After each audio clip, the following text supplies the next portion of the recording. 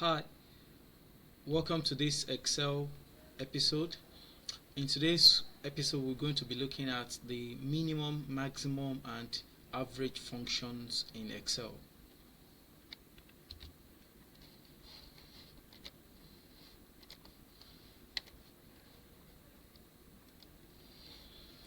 So I'm going to show us a sample table. We have the ratio of female to male primary enrollment, ratio of girls to boys in primary education as a percentage, and ratio of male secondary enrollment percentage.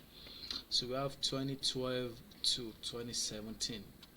We have this as the figures we have here are in percentages and they are in the 2 decimal places. So we have minimum, maximum, and average functions.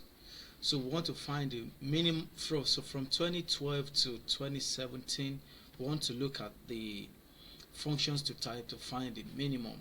So this has been done, so I'm going to show you what to type and to get the value for minimum entry.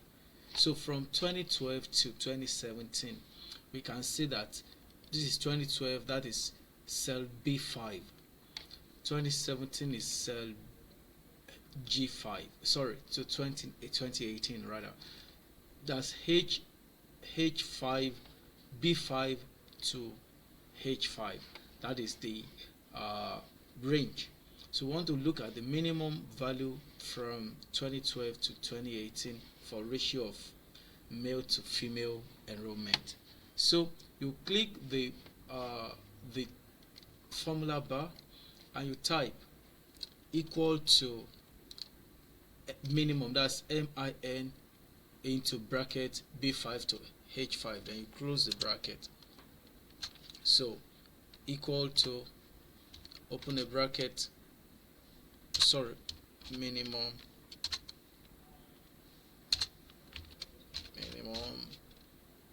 bracket B5 to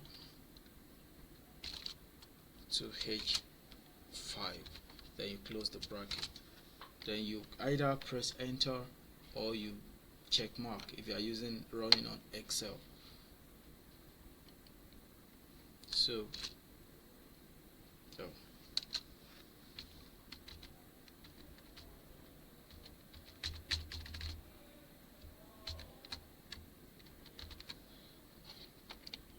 okay, so I have this 62.29. So then I click the I6. So I want to find the minimum value from 2012 to 2018. So basically what I'm going to type is equal to minimum, open a bracket, the range I'm looking at is B6 to H6. Then close the bracket, press enter or check mark. If you are running on Excel, there is a check mark that is going to show beside this.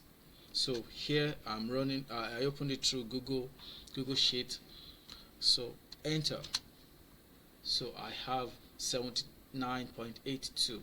So the same thing for this. I want to find the average from 2012 to 2018. So I'll type equal to minimum into B7 to H7. That's it for finding minimum from a range of cells, a range of values. For maximum, so you click the cell you want to put the answer, and the range we're looking at is range B5 to H5. So I type max. In this case, I'm looking for maximum value, equal to max, then open the bracket and type the range B5 to H5. Then you close the bracket, then you enter it. So here I have 71. So the same thing goes for this. I'm going to type to find this answer. So I type equal to maximum, in this case is B6 to H6.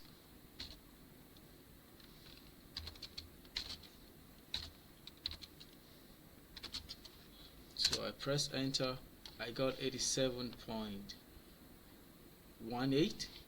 Then the last one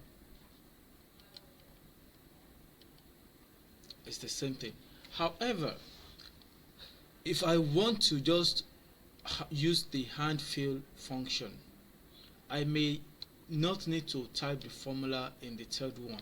I can just go to the second one and drag it down.